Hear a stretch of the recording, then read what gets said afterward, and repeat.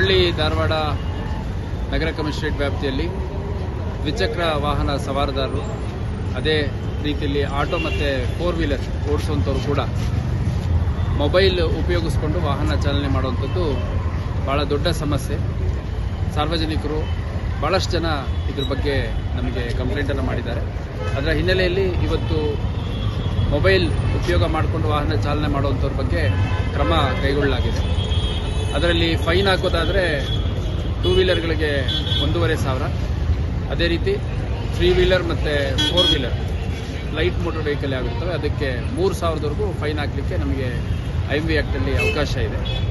ಅದೇ ರೀತಿ ಅವರು ತುಂಬ ಅತಿವೇಗ, ಅಜಾಗರೂಕತೆ ಮತ್ತು ಅಪಾಯಕಾರಿ ರೀತಿಯಲ್ಲಿ ವಾಹನ ಚಲಾವಣೆ ಮಾಡ್ಕೊಂಡು ಬರ್ತಾಯಿದ್ರು ಅಂತಂದರೆ ಪ್ರಕರಣ ದಾಖಲು ಮಾಡುವಂಥದ್ದು ನಮಗೆ BNS ಅಲ್ಲಿ ಅವಕಾಶ ಇದೆ.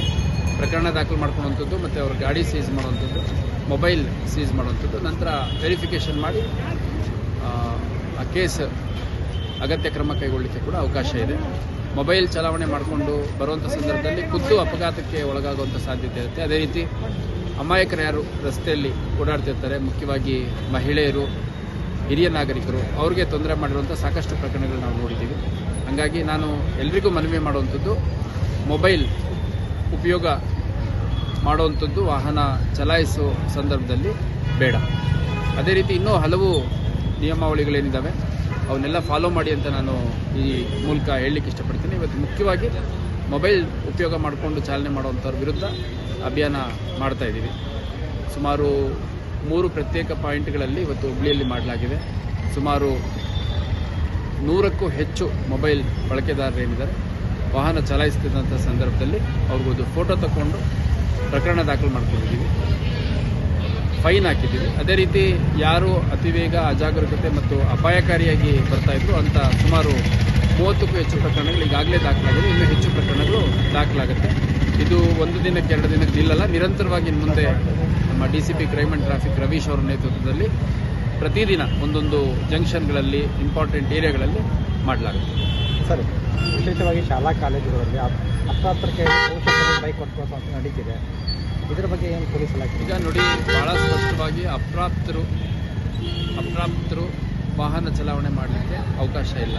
ಅಂಥ ಸಂದರ್ಭದಲ್ಲಿ ಪೋಷಕರಿಗೆ ನಾವು ಫೈನ್ ಹಾಕಲಿಕ್ಕೆ ಮತ್ತು ಪ್ರಕರಣ ದಾಖಲು ಮಾಡಲಿಕ್ಕೆ ಕೂಡ ಅವಕಾಶ ಇದೆ. ಅದನ್ನು ಜಾರಿ ಮಾಡಲಾಗುತ್ತೆ. ಶಾಲಾ ಕಾಲೇಜುಗಳಲ್ಲಿ ಪ್ರತಿ ಶಾಲಾ ಕಾಲೇಜು ಯಾರು ನಡೆಸ್ತಿದ್ದಾರೆ ಮ್ಯಾನೇಜ್ಮೆಂಟ್ ಅವ್ರ ಜವಾಬ್ದಾರಿ ಆಗುತ್ತೆ. ತಮ್ಮ ಶಾಲೆಗೆ, ತಮ್ಮ ಕಾಲೇಜಿಗೆ ಯಾರು ವಾಹನವನ್ನು ತೊಗೊಂಬರ್ತಾರೆ ಅವ್ರುಗಳದ್ದು DL ಇದೆಯಾ, ಅವ್ರುಗಳು ಹೆಲ್ಮೆಟ್ ಹಾಕ್ಕೊಂಬರ್ತಾರ, ಅದೇ ರೀತಿ ಟ್ರಿಪಲ್ ರೈಡಿಂಗ್ ಏನಾದರೂ ಬರ್ತಾರಾ, ಈ ಥರದ್ದೆಲ್ಲ ತಪಾಸಣೆ ಮಾಡಬೇಕಾಗುತ್ತೆ. ಯಾಕಂದರೆ ಶಾಲಾ ಕಾಲೇಜುಗಳಲ್ಲಿ ಈಗ ಕೆಲವು ಶಾಲಾ ಕಾಲೇಜುಗಳಲ್ಲಿ, ಮುಖ್ಯವಾಗಿ ಕೆಲವು ಪ್ರೊಫೆಷನಲ್ ಡಿಗ್ರಿ ಕಾಲೇಜಸ್ಸಲ್ಲಿ 5-10 ಸಾವಿರದವರೆಗೂ ವಿದ್ಯಾರ್ಥಿಗಳಿರ್ತಾರೆ ಒಂದೇ ಕ್ಯಾಂಪಸ್ಸಲ್ಲಿ. ಅವ್ರು ಯಾವ ರೀತಿ ಬರ್ತಾರೆ, ಯಾವ ರೀತಿ ಓಡಾಡ್ತಾರೆ ಅನ್ನುವಂಥದ್ದನ್ನು ಗಮನಿಸಬೇಕಾಗತ್ತೆ. ಯಾಕಂದರೆ ಎಲ್ಲ ಸಂದರ್ಭದಲ್ಲಿ ಅಪಘಾತ ಆದ ತಕ್ಷಣ ನಮ್ಮ ವಿದ್ಯಾರ್ಥಿಗೆ ಅಪಘಾತ ಆಗಿದೆ, ನಮ್ಮ ಶಾಲೆಗಳ ಹತ್ರ, ನಮ್ಮ ಕಾಲೇಜ್ ಹತ್ರ ಅಪಘಾತ ಆಗಿದೆ ಅಂತ ಹೇಳೋದಷ್ಟೇ ಅಲ್ಲ, ಬೇರೆ ಪೀಸ್ ಟೈಮಲ್ಲಿ ಅವ್ರುಗಳು ಏನು ಜವಾಬ್ದಾರಿ ಇದೆ ಅದನ್ನು ಕೂಡ ನಿರ್ವಹಿಸಬೇಕು ಅಂತ ನಾನು ಈ ಮೂಲಕ ಮನವಿ ಮಾಡ್ತೀನಿ. ಮತ್ತು ಪೋಷಕರಿಗೆ ಯಾವುದೇ ಕಾರಣಕ್ಕೂ ತಮ್ಮ ಮಕ್ಕಳು ಯಾರಿಗೆ ವಾಹನ ಚಲಾಯಿಸ್ಲಿಕ್ಕೆ ಬರಲ್ಲ, DL ಇಲ್ಲ, ಅದೇ ರೀತಿ ಗಾಡಿಗೆ ಬೇಕಾಗಿರುವಂಥ ಡಾಕ್ಯುಮೆಂಟ್ಸ್ ಇಲ್ಲ, ಅಂಥವನ್ನ ಅದೆಲ್ಲದಕ್ಕಿಂತ ಮುಖ್ಯವಾಗಿ ಅಪ್ರಾಪ್ತರಲ್ಲಿರ್ತಾರೆ ಅಂಥವ್ರ ಕೈಗೆ ವಾಹನವನ್ನು ಕೊಡಬಾರ್ದು ಅಂತ ನಾನು ಎಲ್ಲ ಪೋಷಕರಿಗೆ ಮನವಿ ಮಾಡಲಿಕ್ಕೆ ಇಷ್ಟಪಡ್ತೇನೆ. ಮೊಬೈಲ್ ವಿರುದ್ಧದ ನಮ್ಮ ಏನು ಮೊಬೈಲ್ ಉಪಯೋಗ ಮಾಡಿಕೊಂಡು ವಾಹನ ಚಲಾವಣೆ ಮಾಡ್ತಾರೆ ಅದ್ರ ಬಗ್ಗೆ ಭಾಳ ಕಟ್ಟುನಿಟ್ಟಾದ ಕ್ರಮವನ್ನು ಈ ಮುಂದಿನ ದಿನಗಳಲ್ಲಿ ನಾವು ಕೈಗೊಳ್ಳಲಿಕ್ಕೆ ಅಂತಲೇ ಈ ಒಂದು ಡ್ರೈವ್ನ ಪ್ರಾರಂಭ ಮಾಡಿದ್ದೇವೆ.